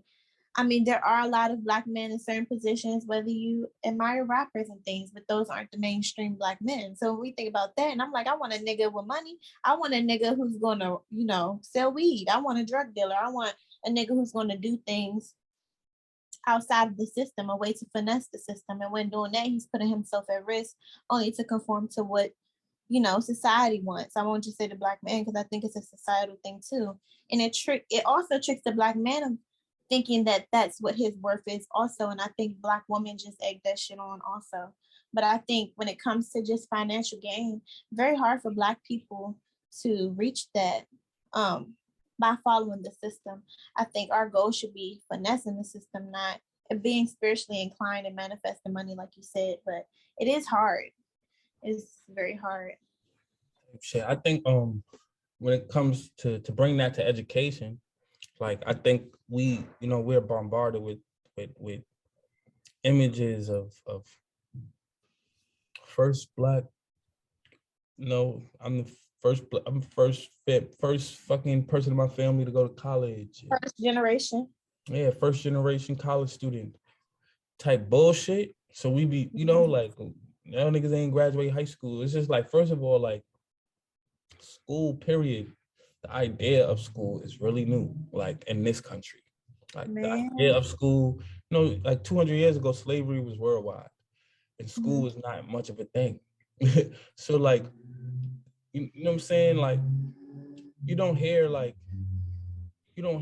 shit. Like, you know what I'm saying? Like, I don't know. I feel like we hit with this, like this first generation to do this type of shit, and it's like they make us glorify the educational system as if it's really going to provide opportunities. You feel me? And that's the catch 22. That's a trick. It's like we put college as a goal, and we don't put financial stability as a goal. We don't put College is the biggest form of debt. That shit is not an investment, it's debt. Somebody literally just asked me, Sade, do you think you have to, because a lot of people that DM me on advice and stuff, she asked me, Sade, you think you need to go to college to be successful? I said, hell no. When me going to college, I got a scholarship to go to this white school. If I didn't get a scholarship to go, I wouldn't have been here. I feel like it's a trick. People, first of all, when it comes to money wise, like people pay $200K or so and don't even make half of that when they graduate. So it's just like you're putting yourself in debt, in life debt that you'll probably never even pay off depending on what job you get. And half of the people that graduate college don't even remember what they learned also. And one thing that I always pay attention to is like, as far as spiritual wise, like words, like I think words are like spells and they cast things. And so a lot of times I look up words backwards. And if you look up school backwards, and I just found this information recently on Instagram, and I always research because I'm like, you can't always believe everything on social media. And school backwards, I don't know how to pronounce it, loosh or something like that, but it means abusing a child. It means mental abuse of a child. So abusing a child mentally. Yeah. So it's just like they tell you in your face that they're enslaving you in certain kinds of ways and they try to hide it. Like you said, they with GMO, they're like using a different way of like identifying it and definition and shit like that. So I just feel like a lot of this shit be a scam and we definitely fall for it. Like half people that graduate college don't even make a good salary, let alone get a job after they graduate. High key, like if you study like Carter G. Woodson, he breaks down he got a book called The Miseducation of the Negro. Mm-hmm. He got another book called The Education of the Negro. But they both is the same, just the Education of the Negro, the subtitle is an essential preference to understanding the miseducation of the Negro. And then he got the miseducation of the Negro. So like high key, he talks about how it took him 25 years because he then got doctorates and all different type of shit. And he said it took him 25 years he did 12 years of education, and it took him 25 years to reprogram his mind, to re-educate himself. Because he realized he was just literally becoming less Black. He was literally becoming less cultured. He was literally becoming, a agent for white inferiority. You know what I'm saying? I don't like white supremacy. He was becoming an agent for white inferiority. He becoming an agent for this shit. And that's what they do. They turn us into agents. So like the niggas who I know right now, who, you know what I'm saying, who got a doctorate degree, who graduated from Ivy League schools, they love their job positions. You know what I mean? And they're the most, they're like agents of the shit. Like they will tell you that college is good. You feel me? They would really advocate for the shit. Like they would advocate for the shit, all the cliche shit about how college is so needed, and this is why families is fucked up. But if they got bad jobs, what do you think they'd be saying then? When they get bad jobs, when they well run dry. It's individualism. That's that Western shit. We focus on ourselves. And it's like, you don't gotta worry about it. Why the fuck would you not tell somebody to, not go? People think about the main not even the mainstream, because if they thought about the mainstream, then they would think with common sense. But people focus on their lives and what they have done. They're like, okay, if I could do it, then you could do it. But like people inherit financial wealth. People meet certain people that help egg them on. That wasn't college. That was a fucking network.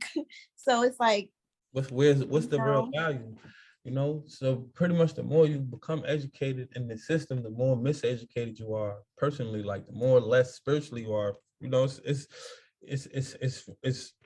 it's hard to find more spiritually intelligent people. The more you climb that ladder of college degrees and shit like that. It's hard to I find. don't promote it for anybody. People ask me all the time because I'll be graduating this year. I think I've gotten a lot of good out of it, but most of the good has been self-education. It hasn't in getting away and traveling and being away from home and learning a new environment. But other than that, like going to a white school, culture shock. I hate this shit. I hated it each year. And of course, the Black in me always finds the good and the bad, of course. But it's just like, you know, I wouldn't recommend it to no one. If you can go for free, sure. But always know that real education is self-education. Real education is unlearning. They start Black history with slavery. What the fuck? Okay. How the fuck you gonna start our history with agony and dehumanization? That's not even the start of the originality of what Black means. They'll never teach about, you know, and then most Black leaders are men in the mainstream as far as Black history. Malcolm X, Martin Luther King. Of course, there's others, not in the mainstream though. Textbooks, not in the mainstream. Black women, not in the mainstream. It's a lot of problems with education from fucking elementary school to college. You know. Yeah, I think if we weigh our options, there's a lot more other things we could do. I don't think we have to like finesse the system. You feel me? I think we don't have to. I think you know, there's such thing as I think we just have to be more financially literate type shit, and we got to take it upon ourselves to become financially literate and stop thinking about society teaching it. Like you know what I'm saying? Like I feel like a doctorate ass nigga or a fucking Ivy League ass Black nigga might be like, I'm working on getting financial literacy as a requirement in all college programs or all high school. Like bullshit. I feel like that would be their way of it. A life requirement. That's not. Yeah, that would be their way of thinking that they're actually helping out and shit. And it's like, yo, we need to stop demanding for our enemy, for our slave master to free us. Like that's mad weird. Degree, like, your master's degree. For real. They tell you, they trying to tell you with words and shit, like doctorate degree, master's, bachelor's, like, and a degree of knowledge. That's not even 100% of anything. They let you know that they're not barely pouring anything into you. And like, this could be a classroom. This could be school for me, like having conversations. All you're doing is having conversations. Half of the time, it's a white or Black person retelling you something somebody already told them in a way that they interpreted it for themselves and just telling you. When you could just go read that book that they read, or, you know, practice certain principles or whatever. So I think there's four things that we need to as Black people, you know what I'm saying, make sure that we're teaching ourselves, not demanding anyone to fucking just provide. Like, oh, they need to give us more of this. We need to go out and seek and create first of all. We can create our own of these. Oh well, a few of them. But I think certain things that we can do to change our financial standing, our financial well-being right now is study the stock market, you know, the financial market. Like, I was just thinking that investments, right? Like business, and then life insurance and real estate. Like, you don't need a degree for none of them bitches. You don't need a degree for none of them. Like, you don't need a degree to invest in the stock market. You don't need a degree to start a business. You don't need a degree to have life insurance. And you don't need a degree to have real estate. I think if we study those things, and we start putting things in place so that we can invest in all four of those things, by the time our child is 16, that when they're ready to graduate, they got 4 options that they could choose from other than college. You feel me? They have 4, or they should have money coming in all of those ways. So like, if they could pay for college using these shits, and if they and they could actually use college just for fun and network, and you know, sororities, fraternities, and and and and and you know, expanding their business, hiring motherfuckers, because college can have a whole bunch of people who's looking for work, and you could find employees at college if you came there ready, you know, with, you know, you could be a fucking agent selling life insurance. You could be an agent selling real estate, or you could be looking for tenants. You could be applying housing to college students once they get out, because that's a thing. It's a lot of kids who go off the campus, graduate, and they don't have a home after. I mean, they got to go back to mama house. So you could do shit like that. Like, you could be in the real estate game, you know what I'm saying? Straight out of college doing real estate. You could be straight out of college doing life insurance. Straight out of college in the stock market. You could be straight out of college doing things that's actually good for your pockets, doing business. So like, I think that's important, and we need to stop saying job to our kids, like to people, period. Black people, we need to get off this, stop with the word job and start talking about financial literacy, start thinking about other avenues type shit. And that's the real education that we need, because who I don't give a fuck if Christopher Columbus discovered America or not. Like, I don't care if they're teaching that he did or if they didn't. Like, it's about what I'm teaching in my home. Like, yes, great, they teaching that Christopher Columbus discovered America in school. I don't have a problem with it. If you only reason you have a problem with it because you ain't teaching your child the truth.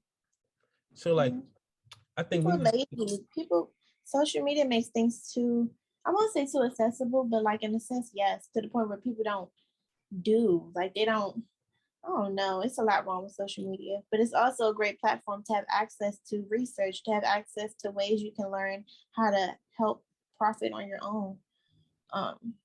But most people utilize it for toxic things. So yeah, I think we need to take more responsibility and self-education. Like you said, like that was the biggest thing that you learned. Like that was, you know, the most you learned in college was from what you educated yourself on. And I think that's important. It's like, we need to take more responsibility in self-education. We need to take much more responsibility and stop demanding that they do things for us. Stop demanding that they offer this course. Oh, when I was a kid, they used to teach us shop class and cooking class, and why they don't have it no more? And they ain't teaching y'all a trade. Who gives a fuck? We need self-education. We need to go out there and make sure that there's so many certifications that you could get. You don't have to go to college to learn cybersecurity, and companies never going to stop needing that. You don't have to go to college to learn fucking program, to be a program manager. You don't have to go to college to learn fucking cyber or machine learning and AI technology. You don't have to you don't have to have college. You can get certifications. You can take online courses and shit like that. And it's like, we're not talking about this enough in the hood, but we complain about lack of resources too much, but we don't talk about the resources that we can literally utilize that are right here in our face type shit. So like, you know, and when we take responsibility for ourselves, that's that Black love. That's that community. That's us being there for each other. Us taking responsibility for ourselves. The more we continue pointing fingers, it hardens our heart so that we're not able to love each other. So I think a part of us having Black love is taking responsibility for Black love. You feel me? Like, okay, white supremacy or white inferiority has diseased our fucking mind, has fucked with us so that we're a little manipulated and we feel puppeteered about our own fucking beliefs. Like we're not sure if the belief we believe are ours. Like, that's what white inferiority has done to us. Okay, now that you know that, are you going to continue to blame? Are you going to try to take responsibility? Are you going to question your beliefs? Are you going to try to grow? And I think that's what it's about. We need more people questioning things and figuring out and finding the direction for themselves so that you can be a leader for others. Otherwise, we can't keep acting like we don't know where we're going, because they will give us the direction they want us to go. We don't act like if we're not on top of ourselves. Feel me? They'll be like, you don't know where you want to go here. You can go here. You don't know what you want to do? Okay, you can go to school. Okay, you don't know what you want to do? You can go here. And then they make us fight for shit. They make us fight for shit. And it's not even like we wanted it. It's just like, it's just there. Oh, you here. You do protest if you want to protest. Like, we don't, it's not even like, we're not sure. I'm not, like, you're saying like niggas is, like no one's fucking New Year resolution is to protest for when someone dies. You feel me? But because everyone's just doing it, it's like we just jump on it. It's like they giving us shit, they giving us activity to do. It's like, was that your plan at the beginning of the year? Most niggas plan to save money and do all of this stuff, but then get hit with all of these types of shit and we just go along with it. Like, I think we need to be more responsible for ourselves, accountable for ourselves, and less reactive to what society has planned for us. I agree. And that's where real self-education will come in. And then it all comes around full circle to all of these topics that we picked. And I think these were perfect topics. We're going to have a part 2, and I'm going to have to split this into, it's probably going to be a part 1, part 2, part 3, part 4.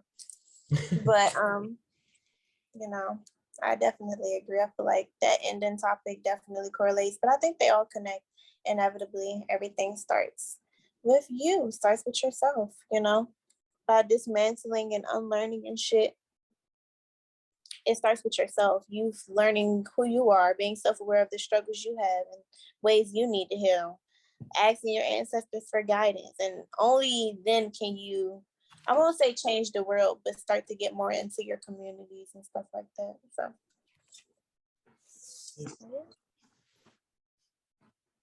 So this was pretty amazing, Sade. And it was raw and authentic. This is our first conversation, like, you know, in general, outside of texting. So type shit. DMing. Appreciate your words. Appreciate you sharing your personal stories also. That's my congratulations. Maybe we'll try to like maybe not find new topics, but dive more into other things we didn't talk about within these topics, or maybe take a different route next time, or I don't know. We'll figure it out. Yeah, we'll figure it out. Just let it flow. For me, I think no, I'm gonna save this recording, send it to you, maybe upload it to my YouTube or something. We'll figure that out, and like, you know, let's share it with people. I feel like certain people might love it, certain people might hate it. We'll see. We'll just Agreed. But I think all in all, authentic conversation with topics. I don't think the goal should be matters of agreeing or disagreeing. I think it could just be informative, and whoever is watching can just take what they take with them. And if there's nothing to take, then, you know, it's not helpful for you, which is also valid. So, you know, I think more controversial conversations may be had. I think that's the problem. When people disagree, they don't want to have conversations. When they feel like a person isn't saying something they like, they don't want to have the conversation. So I think the things that are the hardest to talk about are the most important to talk about, especially how we set the tone, how we started off. Yeah, we set the tone just straight off the rip. You know, and there are people out there who want to have a voice and might want to have these type of conversations, but it's scary for the backlash that they might get type shit. So we might be able to create a safe space for people to really like just share their voice and not, you know, we know what I'm saying? Like, no worry about, you know what I'm saying, right or wrong type shit. Cause it's, you know what I'm saying, that's not even real. I was bummed because I'm like, for our first video, I definitely did want it to be in person because I'm like, I feel like the vibe would have been more raw and authentic. But I still feel like it was authentic this way. We could do another one when I come back home. But yeah, I'm glad. I feel like it's very important for a Black man and Black woman to sit down, because I feel like it definitely adheres to two different experiences, even though they're shared experiences too, like two different experiences, two different ways of thinking, individual experiences. So Yeah, when you come back. yeah. Or matter of fact, we'll just talk later. Right. So we could just end it and then talk after. Yeah. All right, so later, Sade. All right, later.